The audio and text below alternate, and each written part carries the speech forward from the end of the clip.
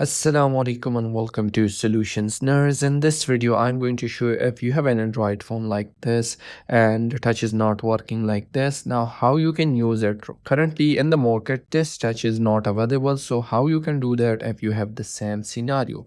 All you need to do is need a simple OTG like this, a Type-C OTG, and any mouse, either a cable mouse or a Bluetooth mouse. But currently I have this Bluetooth mouse. I will connect that into this OTG, and then I will connect that into my phone.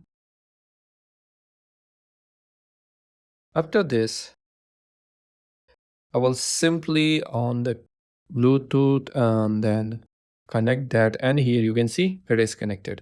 Now how you currently the mouse is really big, and how I make it, what you need to do is go to settings, and it is working with a lot of keyboards and everything, and you can also add the keyboard, and this mouse has only one feature, that is clicking. But if you have another mouse which is special mouse, which is back button or forward button, it is also working. So what you need to do is to make the mouse bigger. What you need here is go down here, search for accessibility, click on accessibility, and then go down here, search for large mouse pointer. Whenever this is disabled, the mouse pointer will be small, but when you enable this, the mouse pointer will be big.